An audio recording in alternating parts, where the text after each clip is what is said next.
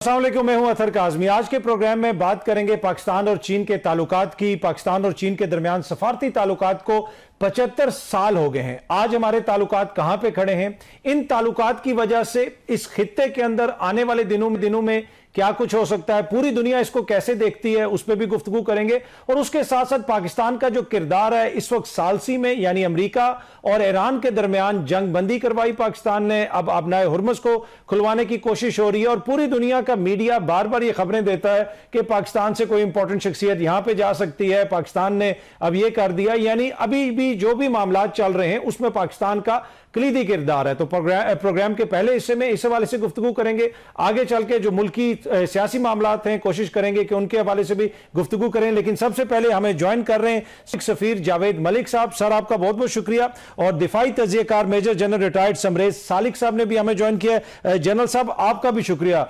जावेद मलिक साहब, मैं जरा आपसे शुरू करना चाहूंगा। पाकिस्तान और चीन के दरमियान जो सफारती ताल्लुकात हैं 75 साल मुकम्मल हो गए। आप क्या देखते हैं ओवर द ईयर्स ये जो हमारी रिलेशनशिप है ये कहां तक पहुंची है और इसका फ्यूचर आपको कैसे नजर आता है? जी, thank you very much Kazmi साहब, आपको भी और जनरल साहब को सलाम, देखने वालों को भी। जी देखिए, पाकिस्तान और चाइना की ताल्लुकात कुछ ऐसी रिलेशनशिप है जो मैं समझता हूँ कि हर पाकिस्तानी को उस पर फ़ख्र है। ऑब्वियसली जब से चाइना की क्रिएशन हुई, पाकिस्तान के और उनके दरमियान जो ताल्लुकात हैं वो बहुत ही तेज़ी के साथ आगे बढ़े हैं तकरीबन हर डायमेंशन में।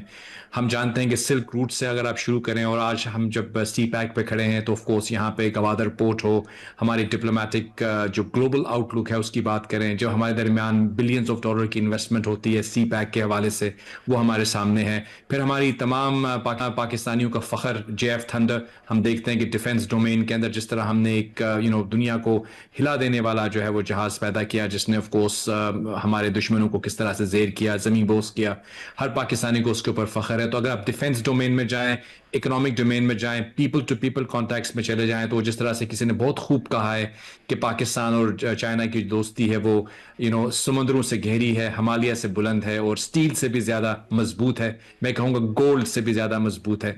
तो ऑफ कोर्स पाकिस्तान की अगर ग्लोबल आउटलुक में आप जाएंगे तो चाइना और पाकिस्तान बिल्कुल यकसा मौक़िफ़ रखते हैं तकरीबन तमाम मामलात के ऊपर। तो हर पाकिस्तानी को फ़ख्र है और हम अभी 75 साल पूरे कर रहे हैं, तो हम सेलिब्रेट कर रहे हैं ना सिर्फ उस दोस्ती के माजी के अंदर एक मजबूत फाउंडेशन की, बल्कि हम सबको ये यकीन है कि मुस्तकबिल जो है हमारा वो इससे भी ज़्यादा स्ट्रॉन्ग होगा। हमारे ताल्लुकात between people as well, governments के दरमियान मोहब्बत के रिश्ते हैं। आप देख रहे हैं इस वक्त हमारे प्राइम मिनिस्टर जो हैं वो भी गालिबन चाइना जा रहे हैं ऑन हिज वे, डेलीगेशंस भी चाइना से कुछ आए हुए हैं। पूरे पाकिस्तान में सेलिब्रेशंस हो रही हैं और ये अक्कासी करते हैं उस मोहब्बत की, उस अखुवत की, उस भाईचारे की जो चाइना और पाकिस्तान के अवाम के दरमियान है, हुकूमतों के दरमियान है और हमारी डिफेंस फोर्सेस के दरमियान है। हम चाहते हैं, अभी हमने देखा जब हमारी दुश्मन ने हमारे ऊपर हमला किया तो किस तरह पाकिस्तान और चाइना ने जो है वो मिलकर उनका दिफा भी किया। हम देखते हैं कि हमारी जो टेक्नोलॉजी है खुसूसन वॉरफेयर के अंदर, न सिर्फ जनरल साहब ज़्यादा बात करेंगे उस पर ऑफ कोर्स, लेकिन यह है कि कन्वेंशनल वॉर के अलावा टेक्नोलॉजी की डोमेन में, रोबोटिक्स की डोमेन में, साइबर वॉरफेयर की डोमेन में, जो हमारी ये एविएशन तो है ही और उसके साथ साथ ड्रोन टेक्नोलॉजी। तो I think Pakistan and China की हमारी जो रिलेशनशिप है वो हर तरह से जो है वो हर किसी को उस पर फ़ख्र है and is growing steadily and progressively. जी ठीक है। अच्छा जनरल साहब, जिस तरह आपने भी सुना, जावेद मलिक साहब ने भी कहा कि दिफा में भी चाइना के साथ जो हमारी रिलेशनशिप है उसने बड़ा कलीदी किरदार अदा किया ओवर द ईयर्स। और गुज़िश्ता बरस जैसे पाकिस्तान के ऊपर भारत की जानिब से हमला किया गया और फिर उसमें चाइनीज तैयारे भी इस्तेमाल हुए, चाइनीज मिसाइल भी इस्तेमाल हुए, तो ये जो पाकिस्तान की दिफाई एक तरह से रिलेशनशिप है ओवर द ईयर्स ये कितनी मजबूत हुई है और आगे इसको आप किस तरफ जाते हुए देखते हैं? अतर साहब, थैंक यू वेरी मच, आपने मुझे प्रोग्राम में लिया। एम्बेसडर साहब को सलाम। देखिए, पाकिस्तान और चीन की जो दोस्ती है और रिलेशनशिप रही है रॉक सॉलिड, और इसमें वेरियस जार्गन्स पहले भी यूज होते रहे हैं। लेकिन अगर मैं दफाई लिहाज से बताऊं तो मैं ये कहूँगा कि चाइना एक ऐसा पहले रीजनल पावर और अब वो इमर्ज हो रहा है ग्लोबल पावर, ऐसा हमारा दोस्त रहा है जिसने हमेशा हमें ओपन आर्म्स के साथ रिसीव किया है। कोई इक्विपमेंट, कोई चीज़ अगर हमें बाकी दुनिया देने के लिए तैयार नहीं थी तो चाइना वो वाहिद मुल्क था, एक चाइना और एक टर्की, जो हमेशा हमें ओपन आर्म्स के साथ रिसीव करता था। मैंने ये प्रैक्टिकली एक्सपीरियंस किया है। एक स्टेज वो थी जब हमें अटैक हेलीकॉप्टर्स चाहिए थे और जो वेस्टर्न वर्ल्ड है वो हमें देने के लिए तैयार नहीं थे, تو چائنا نے ہمیں بہت اوپنلی ریسیو کیا اور بہت لائک اے بردر ہمیں اکاموڈیٹ کیا. تو اوور دا پیریڈس آپ نے دیکھا ہے کہ ہماری جو ریلیشن شپ ویسٹ کے ساتھ رہی ہے وہ بھی بہت ڈیپ رہی ہے اوور مینی ڈیکیڈس. لیکن یہ ہے کہ ٹرانزیکشنل رہی ہے، ایز اے کلائنٹ رہی ہے. کبھی وہ ہمارے اوپر سینکشنز لگا دیتے تھے، کبھی وہ ہمارے ساتھ بہت زیادہ کوزی ہو جاتے تھے. تو ہم نے ان سے ڈیفینیٹلی گین کیا ڈیفینس کی ڈومین میں. لیکن ایک ٹائم وہ آیا جب ہمیں نظر آیا کہ یہ اب ٹوٹلی ان پہ ریلائی نہیں کیا جا سکتا. تو پاکستان کا جو زیادہ ٹلٹ تھا وہ چائنا کی طرف ہوا، اور اس کی آپ نے جو مینیفیسٹیشن ہے وہ مئی 25 میں دیکھی. انڈیا جو کہ ہمارے سے پہلے یو ایس کے ساتھ ایک اسٹریٹجک پارٹنرشپ رن کر رہا تھا، تو آپ نے دیکھا کہ پاکستان کو جو سب سے بڑی ایج ہوئی انڈیا کے اوپر وہ تھی بیسیکلی انٹیگریٹڈ سسٹمز کی. کہ ہمارے جتنے بھی سسٹمز تھے جنہوں نے جنگ میں ایک اہم کردار ادا کرنا تھا وہ ایک دوسرے کے ساتھ انٹیگریٹڈ تھے، ویئرز جو انڈین سسٹم تھے وہ انٹیگریٹڈ نہیں تھے. سو چائنا نے پرٹیکولرلی مئی 25 میں stood behind us like a rock. ان کی یہ اسٹیٹمنٹ کہ ہم کسی بھی اسٹیج پہ جائیں گے پاکستان کی ساورینٹی کو مینٹین کرنے کے لیے اور انٹیگریٹی کو مینٹین کرنے کے لیے. اس کے علاوہ انہوں نے جس طریقے سے battle field surveillance, battle field awareness, اور ہمارے جو JF-17 جس طریقے سے امبیسڈر صاحب نے ذکر کیا جس نے بہت کی رول پلے کیا. میں یہاں پہ یہ کہنا چاہوں گا کہ انڈیا کے پاس جو اکوپمنٹ تھا وہ کوئی انفیریئر نہیں تھا، لیکن یہ ہے کہ credit goes to our pilots, our brave soldiers, as well as integrated system جو کہ ہمارے چائنا کے ساتھ رہتے ہوئے ہم ان کو انشور کر سکے. انڈیا آج بھی اپنے رافیل ایئر کرافٹ کے ریسورس کوڈ کی تلاش میں ہے، جو کہ فرانس انہیں دینے کے لیے تیار نہیں ہے. سورس کوڈ جو کہ اسینشل ہے کسی طرح کی انٹیگریشن کے لیے. سو میں یہ سمجھتا ہوں کہ چائنا ہمارا ایک بہت ٹرسٹ وردی، ٹیسٹڈ اور ریلائبل دوست رہا ہے، اور فیوچر میں اس میں اور زیادہ سالیڈیفیکیشن ہوگی. بالکل، جس طرح آپ نے بھی فرمایا کہ چائنیز اسلحہ بھی استعمال ہوا. اوبیسلی انڈیا کے پاس بھی بہت اسلحہ تھا، رافیل تھے، لیکن جس طرح ہماری فوج لڑی، ہماری ایئر فورس لڑی، تو آج وہ پوری دنیا اس کی تعریف بھی کرتی ہے. اور ایک طرح سے پاکستان نے بھی فیور دیا چین کو. پوری دنیا اب چین کے اسلحے کی طرف بھی دیکھ رہی ہے کہ بھائی اتنی بڑی فوج کو، اتنی بڑی ایئر فورس کو پاکستان نے کیسے شکست دی. میں تھوڑا سا موو آن کرنا چاہوں گا جاوید ملک صاحب. یہ جو معاملہ ابھی چل رہا ہے مشرق وسطیٰ میں، اگین کہا جا رہا ہے کہ کوئی حتمی مسودہ تیار ہو رہا ہے اور اس میں ہو سکتا ہے سائن ہو جائیں. کچھ اس میں رکاوٹیں ہیں، کبھی اس میں یورینیم کا ذکر آ جاتا ہے، کبھی آپ نئے ہرمز کو کیسے کنٹرول کیا جائے گا وہاں پہ کوئی رکاوٹ کے حوالے سے خبر آتی ہے. لیکن اس وقت تک جو بھی معاملات چل رہے ہیں، اگین اس وقت بھی یہی لگتا ہے کہ پاکستان اس میں شامل بھی ہے اور چیزوں کو حل کرنے کی کوشش بھی کروا رہا ہے. تو کیا مشرق وسطیٰ کے اندر بھی یہی سینس ہے کہ پاکستان کا ابھی بھی اس میں بڑا کلیدی کردار ہے؟ جی ایبسلیوٹلی. دیکھیے پاکستان کی جہاں تک سفارتی کاوشیں ہیں وہ تو ہم جانتے ہیں، دنیا بھر نے اس کو اپریشیٹ کیا ہے، کیونکہ پاکستان ایک مخلصانہ طور پر جو ہے وہ ایک ثالثی کر رہا ہے، انڈیپینڈنٹ میڈیشن کر رہا ہے. اس کی آف کورس دنیا کو اس کا ادراک بھی ہے، اس کی اپریسیشن بھی. ہم دیکھتے ہیں کہ نہ صرف یہ خطے کے لیے بلکہ دنیا کے لیے یہ جو جنگ ہے یہ ایک اہمیت اس طرح سے اوبویسلی امپیکٹ اس کا گلوبل ہو چکا ہے، کیونکہ اکنامکلی اسپیشلی جو دنیا بھر کے ممالک ہیں ان کی انحصار انرجی پہ ہے، اور جو آبنائے ہرمز کے بند ہونے کے بعد بالخصوص جو ہے پوری دنیا کی توجہ کا مرکز یہ انفارچونیٹ تنازع جو ہے وہ بنا ہوا ہے. اس حوالے سے پاکستان جس طرح سے ہائی سٹیک ڈپلومیسی کر رہا ہے، میں سمجھتا ہوں یہ ہماری سفارتی تاریخ میں بھی ہمارے لیے ایک بہت بڑا کارنامہ ہے. اینڈ آئی تھنک ہم نے جو سیز فائر حاصل کیا اور آج تک یعنی اس وقت تک جب تک ہم اور آپ بات کر رہے ہیں، ہمارے جو ارباب اختیار ہیں وہ متحرک ہیں. اور کس لیے متحرک ہیں؟ ایک سفارتی تصفیے کی تلاش کے لیے. یعنی چاہے ہمارے فیلڈ مارشل صاحب ہوں، ان کی جو ملک صاحب وہ تصفیہ، sorry to cut you sir, یہ وہ تصفیہ آپ کو قریب نظر آ رہا ہے اب؟ جی یہاں پہ میں آپ کو یہ کہوں گا کہ دیکھیے ہم اس کو یوں ایکسپلین کر سکتے ہیں کہ I would be cautiously optimistic. یعنی میں آپٹیمسٹک ہوں لیکن میں کاشیس بھی ہوں، کیونکہ اوبیسلی جو پوزیشنز ہیں جو پبلکلی ایکسپریس کی گئی ہیں رائٹ انٹل دس مارننگ، یعنی ہمارے جو یہ آپ نے ذکر کیا جو ثالثی کا جو ڈپلومیسی کا ایفرٹ ہمارے وزیر داخلہ جو ہیں پچھلے کئی دنوں سے کر رہے ہیں، اس کے ہوتے ہوئے آج صبح جو ایک وہاں سے ریلیز کیا گیا نقشہ ایران کی طرف سے، جس میں انہوں نے یہ کہا کہ مستقبل میں آبنا ہرمز کھلنے کے بعد بھی ہم اس کو ایڈمنسٹریٹولی کنٹرول کریں گے. اور اس نقشے کے اوپر جو ایریاز انہوں نے دکھائے ہیں وہ تو مجھے لگتا ہے کہ ایکسیپٹیبل نہیں ہوں گے کسی کو بھی, بیکاز وہ تو پھر وہی لگ رہا ہے کہ آپ اس سچویشن کو سمجھتے ہیں کہ ایون آفٹر دس آبنا ہرمز کے کھلنے کے بعد بھی آپ اس کو کنٹرول کریں گے. وہ کیسے ممکن ہے؟ اس کا اثرات جو ہیں وہ گلوبل بھی ہیں, کیونکہ آف کورس اگر آپ ٹول لگاتے ہیں وہاں پہ کوئی فائنینشیل کاسٹ آپ لگاتے ہیں تو وہ تو مجھ پہ اور آپ پہ بھی اثر کرے گا, تو everybody will be affected. لیکن جو دوسری اس میں جو موقف ہے قاسمی صاحب وہ یہ ہے کہ ہو سکتا ہے کہ یہ پوسچرنگ ہو. I think that is what I would hope it is, کہ وہ ایک پبلکلی وہ یہ کہہ رہے ہیں. لیکن اوبیسلی ہوتا ہے ڈپلومسی میں کہ آپ ایک پبلک پوزیشن لیتے ہیں, لیکن جب آپ مذاکراتی میز پہ آتے ہیں تو آپ اس کو گیو اپ کر دیتے ہیں, اس کے عوض آپ کچھ اور ریلیکسیشن سامنے سے لے لیتے ہیں. تو اگر اس انداز میں کیا گیا ہے پھر تو میری سمجھ میں آتا ہے, لیکن اگر خدا نخواستہ وہ ایک اپنی پوزیشن کو اسٹیبلش کر رہے ہیں تو پھر تھوڑا سا ابھی بھی پیچیدگی مجھے نظر آ رہی ہے.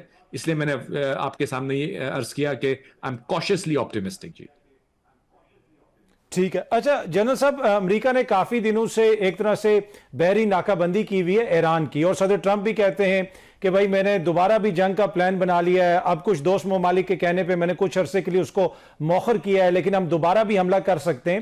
تو ملٹریلی ایز اے ملٹری مین آپ سمجھتے ہیں کہ اس کا کوئی فوجی حل نکل سکتا ہے؟ امریکہ وہاں پہ جا کے ڈومینیٹ کر سکتا ہے اور کمپلیٹلی اس کو ایک طرح سے کھلوا دے اور جا کے اس کا کنٹرول سنبھال لے اس سارے ریجن کا, انکلوڈنگ دا آبنائے ہرمز ہے. آپ کو اس کا فوجی حل نکلتا ہوا نظر آ رہا ہے؟ بہت اچھا کویسچن ہے. دیکھیں میرے نزدیک تو ایسا کوئی فوجی حل نہیں ہے, کیونکہ امریکہ اپنا ملٹری مسل آلریڈی ایگزاسٹ کر چکا ہے. ان کے پاس جو آپشنز تھی وہ میرے نزدیک آلریڈی ایگزاسٹ کر چکے ہیں.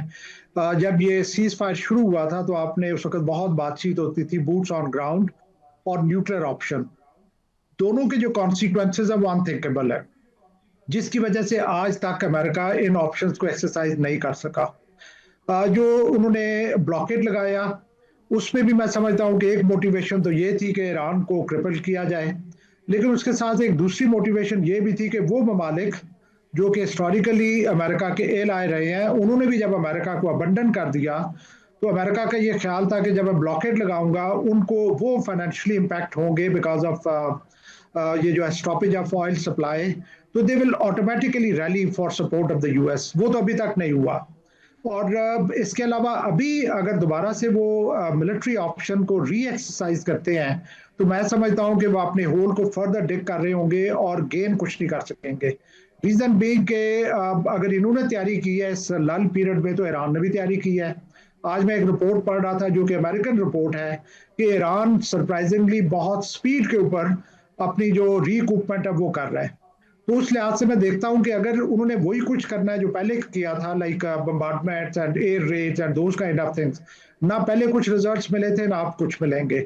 سو میرے نزدیک ان کو نیگوشیٹڈ سیٹلمنٹ کے اوپر ہی آنا پڑے گا, بیکاز اس وقت یہ بائیلیٹرل ایشو سے ٹرائیلیٹرل ایشو بن چکا ہے اور پوری دنیا اس کی وجہ سے امپیکٹ ہو رہی ہے. ٹھیک ہے. اچھا جاوید ملک صاحب, ایک اور جو اس میں سٹیکنگ پوائنٹ ہے وہ یورینیم کا معاملہ ہے کہ اس کو جس طرح انریچ کیا جاتا ہے, ابھی جو وہاں پہ سٹاک پائلز ہیں ان کو موو کرنے کی بات ہوتی ہے. آج میں دیکھ رہا تھا کہ الجزیرہ رپورٹ کر رہا تھا کہ ایون شی جنگ پنگ اور صدر پوتن کے درمیان جو بات چیت ہوئی اس میں بھی یہ چیز زیر بحث آئی, وہ یہ کوٹ کر رہے تھے, اور اس میں شاید کوئی اس طرح کا آپشن بھی ڈسکس ہوا کہ ایران کا کچھ مواد روس کے حوالے کر دیا جائے, جس سے خطرہ یہ ہے کہ شاید وہ بم بنانے میں استعمال ہو سکتا ہے. تو یہ کیا ممکنات میں سے ہے, ایسا ممکن ہو سکتا ہے؟ جی دیکھیے ڈیفینیٹلی جو نیوکلیئر کے حوالے سے جب بات کی جاتی ہے تو اس میں دو ایلیمنٹس ہیں. ایک تو آف کورس اس پروگرام کو کرٹیل کرنا ہے, دوسرا جو آلریڈی ان کے پاس یورینیم ہے اس کو کس طرح سے ڈسپوز آف کرنا ہے. ماضی میں ہم جانتے ہیں کہ جب جے سی پی او ایگریمنٹ ہوا تھا تو کافی سارا یورینیم تھا, یہ تو کچھ کلوز ہیں, اس وقت شاید ہنڈریڈز آف کلوز ہوا ہوگا, مجھے ایگزیکٹ فگر یاد نہیں ہے, لیکن آف کورس وہ بھی ٹرانسپورٹ کیا گیا تھا.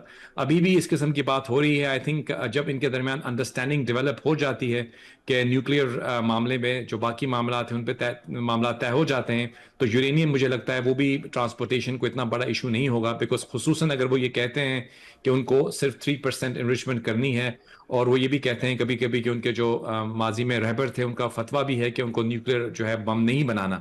تو اوبیسلی اگر یہ چیز میں نے بھی سنی ہے, I'm sure آپ نے بھی سنی ہوگی اس حوالے سے, تو کہ وہ ان کا فتویٰ بھی موجود ہے. تو دیکھو اگر ان کی ایمبیشنز نہیں ہیں نیوکلیئر کی, تو پھر ان کے پاس وہ جو یورینیم ہے اس کو رکھنا کوئی مطلب اتنا بڑا ایشو نہیں ہونا چاہیے. پر آئی تھنک اس سے پہلے مجھے لگتا یہ ہے کہ جو باقی معاملات ہیں وہ طے پانے بہت ضروری ہیں. اس وقت مجھے لگتا ہے کہ اپنا Hormuz is a big issue, اور اس کے اوپر اگر یہ انڈرسٹینڈنگ ڈیولپ کر لیتے ہیں تو اس کے بعد پھر نیوکلیئر کی طرف بھی آئیں گے.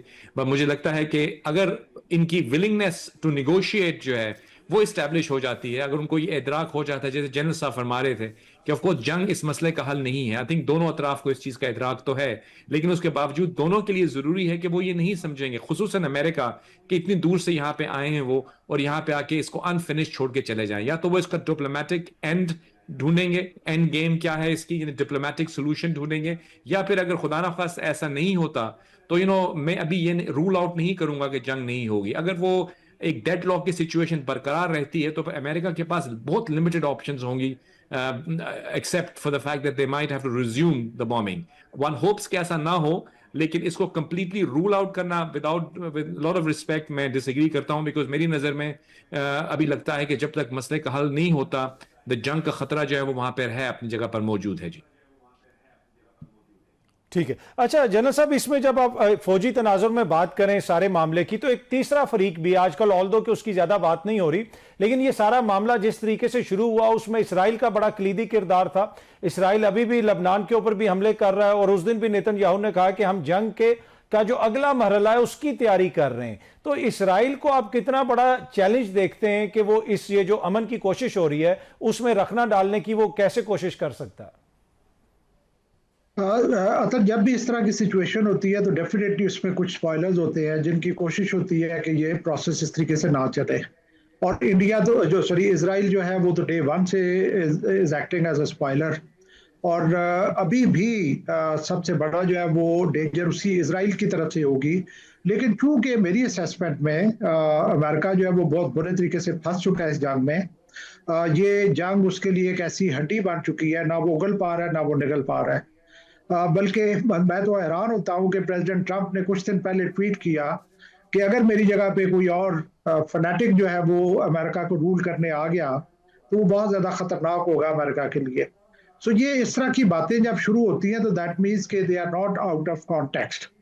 امریکہ جو برے طریقے سے فرسٹریٹڈ ہے, نہ صرف کانفلکٹ کو اگر آپ دیکھیں, اس کے بعد چین کی وزٹ ہوئی ہے پریزیڈنٹ ٹرمپ کی, وہاں پہ کیا بات چیت ہوئی, کیا گین ہوئے, کیا لاسز ہوئے, پریزیڈنٹ پیوٹن کی وزٹ ہوئی ہے. ان ساری چیزوں کو دیکھتے ہوئے میں یہ سمجھتا ہوں کہ جو لبرٹی آف ایکشن ہے نا امریکہ کا, وہ بہت برے طریقے سے کرٹیل ہوا ہے.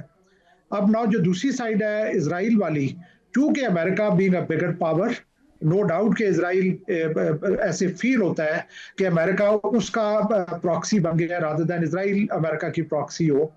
تو لیکن پھر بھی بینگ اے بگر پاور امریکہ کو اسرائیل کو رین ان کرنا پڑے گا, کیونکہ ادروائز اگر اس کی ایفرٹ سے یہ کچھ سکٹل ہوتا رہا تو پھر اوور آل نہ دنیا اس جنگ سے باہر نکل پائے گی اور نہ ہی امریکہ اس سے نکل پائے گا. ٹھیک ہے جنرل صاحب, آپ ہمارے ساتھ رہیے گا, آپ بھی ہمارے ساتھ رہیں. ایک چھوٹی سی بریک لیتے ہیں, بریک سے واپس آئیں گے تو تھوڑی پاکستان اور بھارت کے تناظر میں بھی گفتگو کریں گے ایک چھوٹی سی بریک کے بعد. Welcome back. اچھا جاوید ملک صاحب, ہم نے دیکھا ہے کہ obviously اس وقت پاکستان کا جو کردار ہے وہ تو پوری دنیا کے سامنے ہے, اور بھارت اس پہ کوئی ہمیں زیادہ خوش نظر نہیں آیا, لیکن لگ رہا یہ ہے کہ وہ بھی کوئی مشرق وسطیٰ میں ان روڈز بنانے کی کوشش کر رہا ہے, معاہدے کر رہا ہے. تو اب تک جو اس کا کردار ہے آپ اس کو کیسے دیکھتے ہیں؟ دیکھیے ڈیفینیٹلی جو ہندوستان ہے وہ میری نظر میں اگر آپ دیکھیں گلوبلی اس تمام تناظر کے روشنی میں, کہ وہ ایک ورڈ یوز کرتے ہیں ہم, آئسولیشن. اس سے آگے کا ایک ورڈ ہوتا ہے, اسے ہم کہتے ہیں ڈپلومیٹک آئسولیشن کے علاوہ اسٹریٹجک ارریلیونس. یعنی آپ جب اسٹریٹجکلی ارریلیونٹ ہو جاتے ہیں تو پھر آپ ادھر ادھر جاتے ہیں. پر of course at the same time ہم کو یہ بھی دیکھنا ہے کہ ہندوستان بہرحال ہمارا ایڈورسری ہے, لیکن ایک حقیقت تو ہے ان کی, ابھی وہ اٹلی جا رہے ہیں, دنیا بھر میں وزٹ کر رہے ہیں, تو وہ بھی اپنے آپ کو اپنی پریزنس کا احساس دلا رہے ہیں. لیکن آف کورس اس پرٹیکولر کانٹیکسٹ میں جو ہم یہ دیکھتے ہیں کہ اس ڈسپیوٹ کے اندر I think Pakistan is leading the role in the global stage of diplomacy. اس سے پہلے ہم پاکستان کو دکھا کرتے تھے کہ وہ پیریفری پہ ہوتا تھا گلوبل ڈپلومسی میں, اب ہم سینٹر سٹیج میں بیٹھے ہوئے ہیں. تو آئی تھنک ان کو یہ چیز ہضم نہیں ہو رہی ہے, وہ اس کے حوالے سے فضول ادھر ادھر سے باتیں بھی کرتے رہتے ہیں. لیکن آئی تھنک میری نظر میں ان کی جو ریٹرک ہے اس کو ہم اگنور کر دیں, because of course global powers جتنی بھی ہیں اس وقت وہ پاکستان کی کاوشوں کو, پاکستان کی جو ایفرٹس ان کو اپریشیٹ کر رہی ہے. رہا سوال ان کی مڈل ایسٹ میں پریزنس کا, تو دیکھیے وہ اکنامکلی ان کی ایک پریزنس موجود ہے مڈل ایسٹ میں, اور وہ پہلے سے ہے, آج سے نہیں ہے. اگر آپ دیکھیں پوری مشرق وسطیٰ کے اندر اگر کہیں پہ 5 ملین پاکستانی گلف ممالک میں رہتے ہیں تو غالباً 7-8 ملین انڈینز بھی رہتے ہیں, وہ کام بھی کرتے ہیں, بزنس بھی کرتے ہیں, اور ان کے اکنامک انٹرسٹ بھی ہیں, وہ پہلے سے ہیں, اور وہ ڈپلومیٹکلی بھی موجود ہیں, اکنامکلی بھی موجود ہیں. تو آئی ڈونٹ تھنک وہ کوئی نئی ڈیولپمنٹ ہے, پر آف کورس کچھ الائنمنٹس چینج ہوتی رہتی ہیں. I think we should just watch it with I think it's a part of the global realities. Pakistan کو اس سے کوئی پرٹرب ہونے کی ضرورت نہیں ہے. وی الحمدللہ اسٹرانگ کنٹری. ہمارا ابھی بھی جنرل صاحب اگری کریں گے, اور I'm sure آپ بھی کریں گے, کہ پاکستان کی جو فورن پالیسی کے پوائنٹ آف ویو سے اگر میں بات کروں تو ہماری تو فورن پالیسی یہ ہے کہ ہم ہندوستان کے ساتھ اچھے ریلیشن شپ چاہتے ہیں. We don't want any war with them. لیکن ان کی تو جو گورنمنٹ ہے انفارچونیٹلی وہ کیونکہ ایک رائٹ ونگ ایکسٹریمزم پہ یقین رکھتی ہے, تو ان حالات میں یہ جو ہے دوستی شاید ممکن نہ ہو. لیکن ابھی آپ میری نظر سے اور آپ کی نظر سے بھی گزرا ہوگا کچھ ہی دن پہلے ان کے جو آرمی کے ایکس چیف ہیں اور ان کے ایون RSS کے بہت بڑے لیڈر, انہوں نے یہ کہا ہے کہ پاکستان کے ساتھ ہم کو اچھی ریلیشن شپ بنانے کے بارے میں سوچنا چاہیے. ہمیں نظر ثانی کرنی چاہیے کہ ہماری جو ایکسٹریم ہندوتوا پالیسی ہے اس نے بھارت کو آئسولیٹ کر دیا ہے. تو اگر ایسی کوئی سوچ وہاں پہ جنم لیتی ہے تو میں سمجھتا ہوں پاکستان کے دانشمند لوگ تو اس کو ویلکم کریں گے. ہم افغانستان کے ساتھ, ہندوستان کے ساتھ اور تمام اس خطے کے ساتھ اچھے ریلیشن شپ چاہتے ہیں. آئی تھنک اگر ایسی کوئی سوچ وہاں جنم لے گی تو ہم اس کو لبیک کہیں گے. جی ٹھیک ہے. اچھا جنرل صاحب, جس طرح ابھی ملک صاحب بھی فرما رہے تھے کہ obviously وہاں سے بھی کچھ سین وائسز آتی ہیں, لیکن ایٹ دا سیم ٹائم ان کے آرمی چیف جو ہے خدا نہ خواستہ پاکستان کو دنیا کے نقشے اور اس کے ساتھ ساتھ تاریخ سے مٹانے کی بات بھی کرتے ہیں. اور پھر ایک بڑا چیلنج ہے جس کا ذکر عسکری قیادت نے بھی اور سیاسی قیادت نے بھی حالیہ دنوں میں بار بار کیا ہے, جو اپنی پراکسیز کے ذریعے وہ کچھ پاکستان میں کرواتے ہیں, جو دہشت گردی کا ایک نیٹ ورک انہوں نے بنایا ہوا ہے, افغانستان کی سرزمین بھی استعمال ہوتی ہے. یہ چیلنج آپ کو لگتا ہے کہ آنے والے دنوں میں ایک بڑا چیلنج ہوگا پاکستان کے لیے کہ اس سے کیسے نمٹا جائے؟ دیکھیں, دو مین ڈومینز ہیں جنگ کی, ایک کنوینشنل ڈومین اور ایک ان کنوینشنل ڈومین. کنوینشنل ڈومین میں مئی 25 میں جو ہم نے شکست دی انڈیا کو, سو ان کی جو سسٹم میں جو ان ایڈیکویسی سامنے آئی ہیں, لیک آف پروفیشنلزم سامنے آیا ہے, اکوپمنٹ کی کمیاں سامنے آئی ہیں, جب تک وہ ایڈریس نہیں ہوتی تو وہ پاکستان کو دوبارہ سے ٹیک آن نہیں کر سکتا میری اسیسمنٹ میں, اور وہ ایڈریس کرنے کے لیے انہیں کافی ٹائم لگے گا. جو ان کے چیف آف آرمی اسٹاف کی جو سٹیٹمنٹ ہے وہ میرے نزدیک اس کے ملٹیپل موٹیوز ہو سکتے ہیں. ایک تو وہ سینئر ایلیمنٹس جو ابھی پاکستان کے ساتھ اپنے تعلقات بہتر کرنے کی باتیں کر رہے ہیں, اس طرح کی تھاٹس کو سبڈیو کرنا, بیکاز اس وقت فنڈامنٹلسٹ اور ہارڈ لائنر جو ہیں وہ رول کر رہے ہیں انڈیا کو. سیکنڈ یہ کہ اپنی انٹرنل آڈینس جو ہے, انٹرنل پبلک, ان کے مورال کو شور اپ کرنا جو کہ بہت برے طریقے سے امپیکٹڈ ہے, ان کی آرم فورسز کا مورال کو شور اپ کرنا. ویئر ایز اگر ایکچولی دیکھا جائے تو اسٹریٹجک بیلنس کنونشنل ڈومین میں پاکستان کی فیور میں ٹلٹ ہو چکا ہے, اور اس وقت فار دا مومنٹ انڈیا میں وہ کیپیسٹی نہیں ہے, پہلے بھی نہیں تھی, ہمیشہ سے وہ ٹال کلیم کرتے رہے ہیں, لیکن اب وہ بہت برے طریقے سے ایکسپوز ہوئے ہیں کہ کنونشنل ڈومین میں وہ پاکستان کی طرف میلی آنکھ سے نہیں دیکھ سکتے for at least reasonable time. Second جو ڈومین ہے جس کا میں ذکر کرنا چاہوں گا وہ ان کنونشنل ہے, جس میں کہ ٹیررزم ہے, یوز آف پراکسیز ہے. یہ اس وقت بھی ہم نے اینٹیسپیٹ کیا تھا کہ جب کنونشنل ڈومین میں ہم نے اسے شکست دی ہے, انڈیا نے ہزیمت اٹھائی ہے, شرمندگی اٹھائی ہے, تل ملار ہے کہ میں کسی طریقے سے بدلہ لوں, تو وہ اپنے ان کنونشنل ڈومین جو ہے اس کو اپ اسکیل کرے گا. تو ہم نے دیکھا وہ ہوا, ہمارے ایریا میں ٹیررزم کے جو انسیڈنٹ بڑھتے گئے, بلوچستان میں کافی ڈسٹربنسز ہوئی, جس کے کانسیکوینس میں پاکستان کو ایک افینسو کے لیے جانا پڑا افغانستان کے اگینسٹ. اس کے ابھی تک ایک ڈیفینیٹلی کچھ پازیٹیو ریزلٹس ہیں, لیکن یہ جو ان کنونشنل ڈومین ہے یہ بہت ہی ایویسو اور بہت آئی وڈ سے کہ بنائن ہوتی ہے, پتہ نہیں چلتا. آپ نے دیکھا ہوگا کہ عراق میں یو ایس نے 2 ہفتے میں عراق کے اوپر قابو کر لیا تھا, اوور پار کر لیا تھا, لیکن ان کنونشنل ڈومین میں جو یو ایس ہے وہاں پہ 10 سال لڑتا رہا.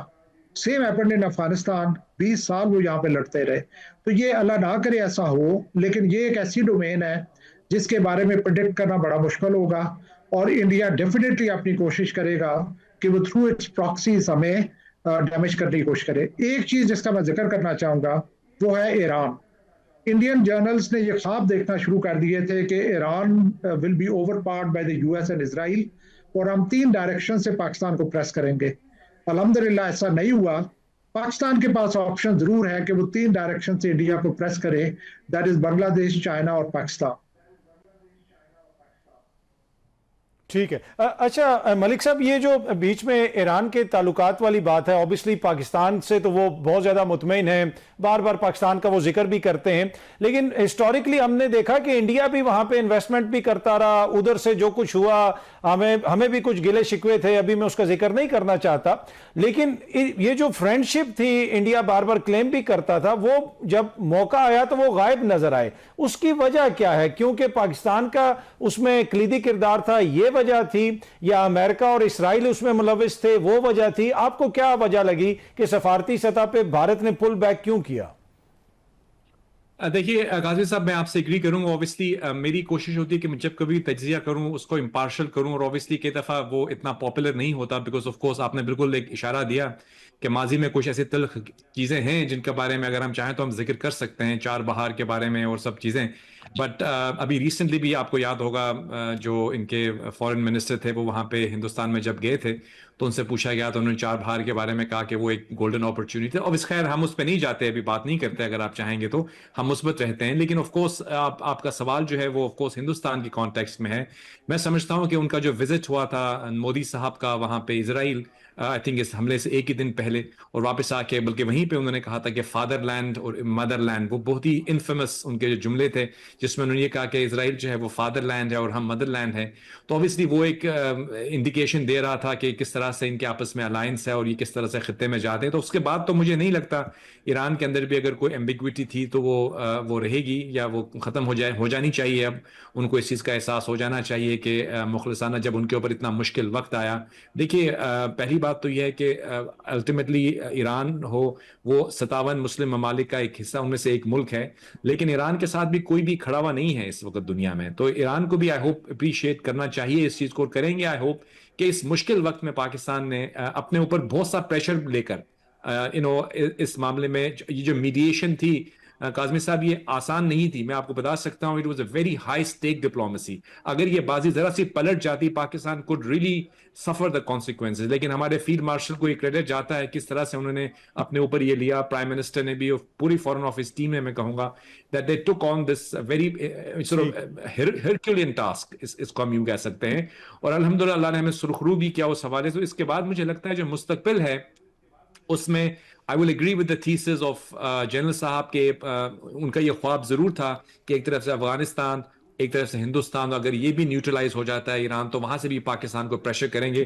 تو الحمدللہ وہ تمام خواب ان کے جو ہیں وہ چکنا چور ہیں.